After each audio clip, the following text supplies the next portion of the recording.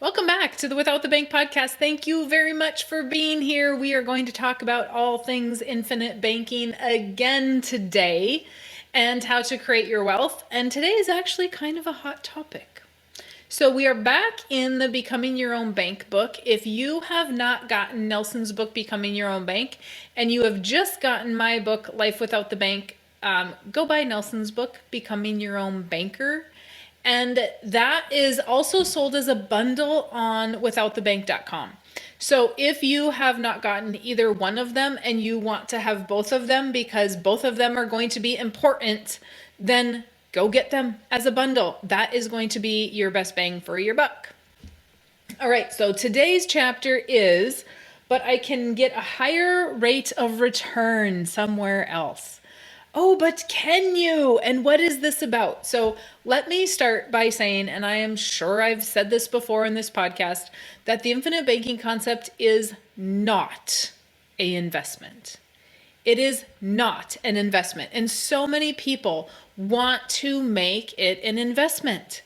I have no idea why. I have no idea where this came from. I am sure just people talking about it and comparing it to the market.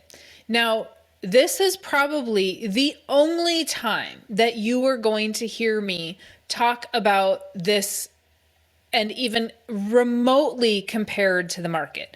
And I'm not even going to go that far today to compare it to the market because it's not an investment. It is guarantees. It is liquidity. It is a concept. And the life insurance policy happens to be the tool that we use for the concept. So many people cannot get that crap through their heads. And so many people want to say, well, I can make a better rate of return in a 401k. I can make a better rate of return in real estate. I can make a better rate of return somewhere else.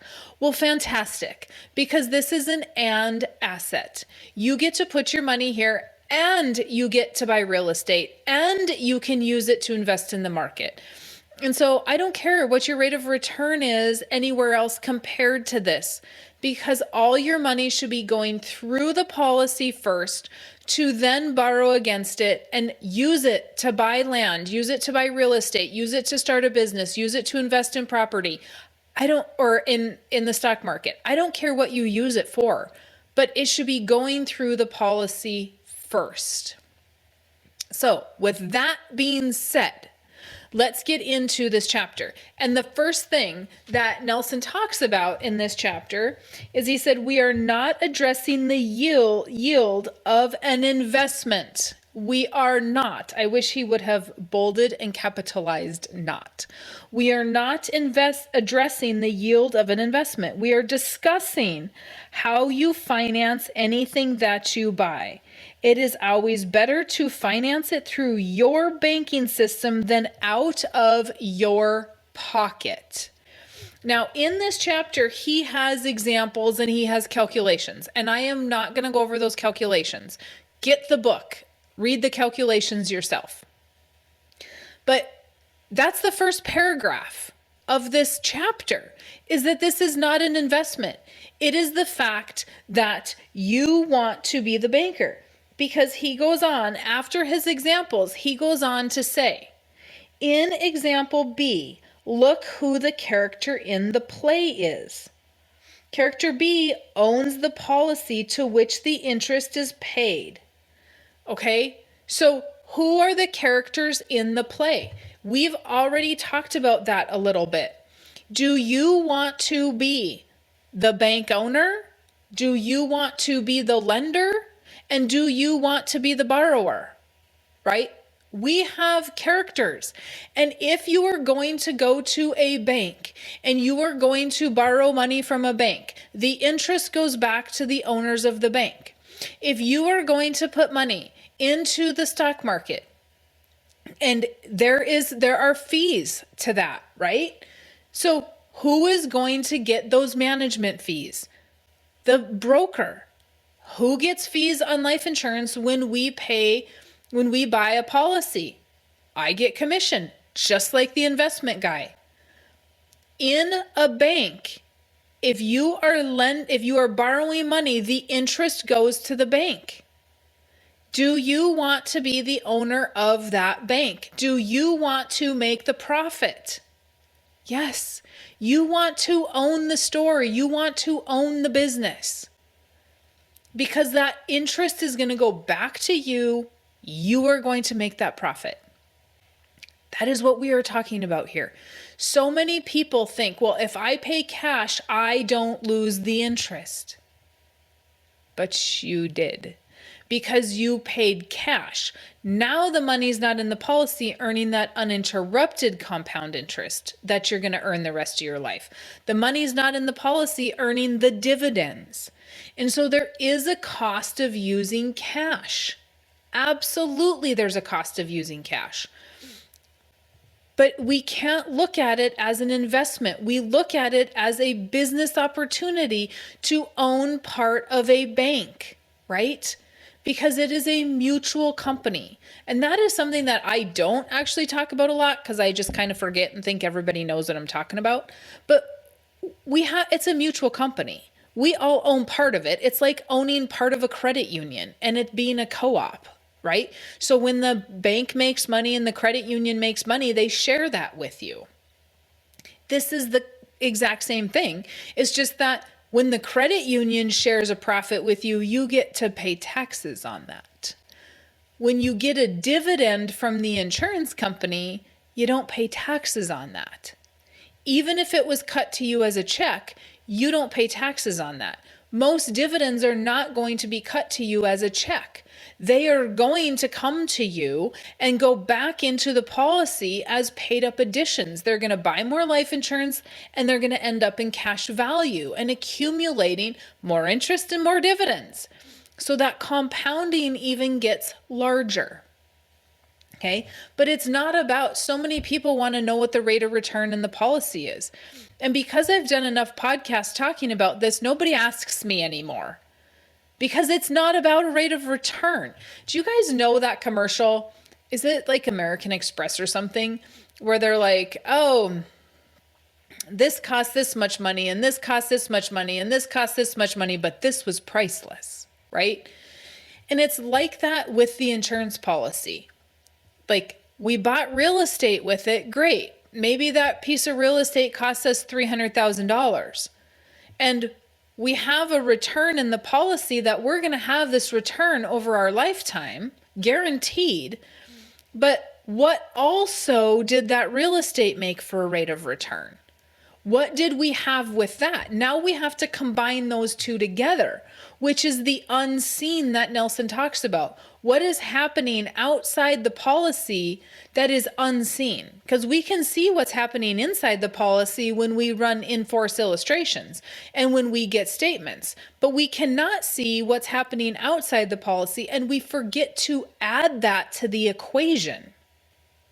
It's part of the equation. Right? Just like the unseen of you bought a vehicle with cash, what did that cost you?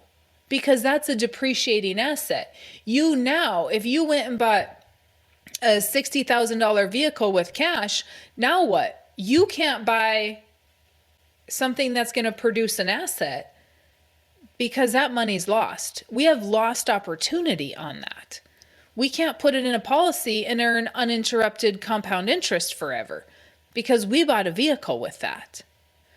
So how we utilize money is important, but it is not about a rate of return. It's about cash flow. And maybe Nelson should have said that in this chapter, that it's about cash flow. He also goes on to say, there is no way that a person can get a higher rate of return by ignoring the banking process. There is a delay in time while getting the banking system established, but once this is done, it is a one-time only event. So what he is talking about there is the fact that it takes time to capitalize this system. So many people, this is another one that gets me, you guys. So many people will say, well, Mary Jo, I gave you $20,000 for premium, and I only got access to 13 of it. Yes, you have to capitalize the system. You have to get it started. Remember the grocery store We had to get the grocery store going. We had to start the bank. Do you really think that a bank puts a building up and they start making money day one? No, it takes them time. But here's the other thing. When you put $20,000 into your 401k or an IRA, did you complain because you didn't get access to it till you're 59 and a half and you're 30? Did you say, oh, I didn't get access to that right away? No. You want to know what my rate of return is in the policy, but then you hold the policy to a different standard than the investment. You can't have both.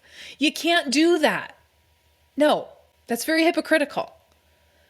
So this isn't an investment, and you get liquidity of it, but we still want to question rates of return.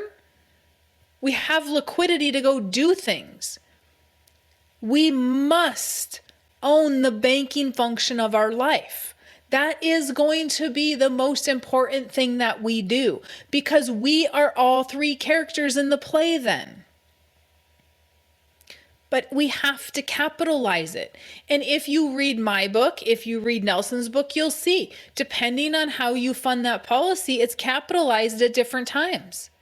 It might take you 4 years before you start to cash flow and have access to borrow everything that you put in, as far as the amount you put in that year. So if you put 20,000 in a year, at year 4 should cash flow so that it's going up by 20,000, depending on how the policy is structured for your needs.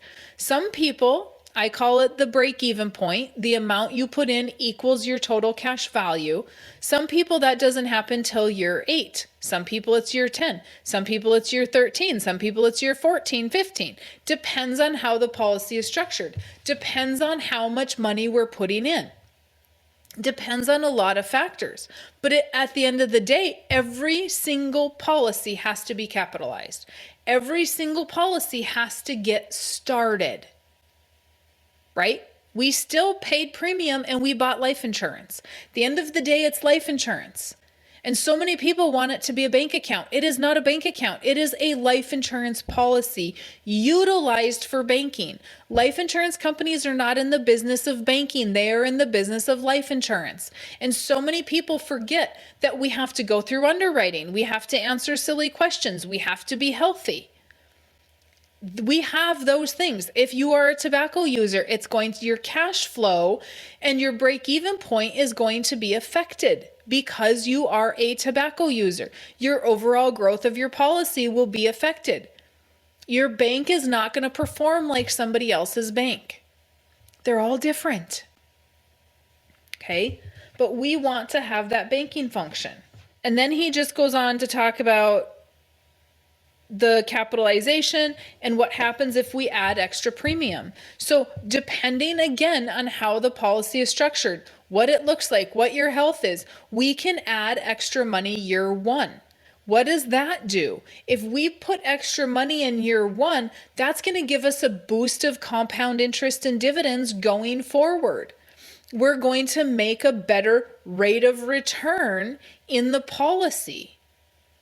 But I've said this before and I'm going to say this again. You are not using this policy to save yourself into retirement. I just listened to a real estate guy this morning as I'm recording this podcast, and he said the same thing I said. I've never heard anybody else say it. He said, you're not saving yourself into retirement. It's not going to happen. We need to create cash flow. We need to allow that money to be liquid so we can buy property with it. And we can have the death benefit to leave to our family. And we can have the dividends and the uninterrupted compound interest. It's the and asset. It is not about a rate of return on an investment, because it is not an investment. And I find it funny when people say, well, Mary Jo, I know, when I have meetings with people, they're like, Mary Jo, I know I shouldn't ask and don't yell at me, but what's my rate of return? I'm like, I don't know. I don't know. It's a formula. It's not a set rate of return. It's a formula.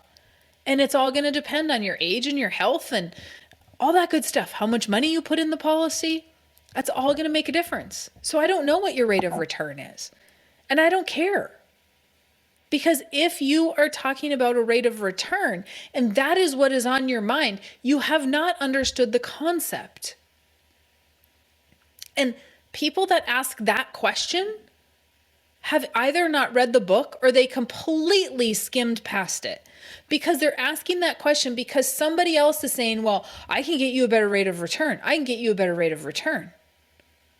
Well, if they can get you a 15% rate of return, put the money in the policy, borrow against it, and go invest with them. And then you can have 15 plus whatever the policy earns you. But what your policy is going to earn you, I have no idea. Can't tell you, don't care.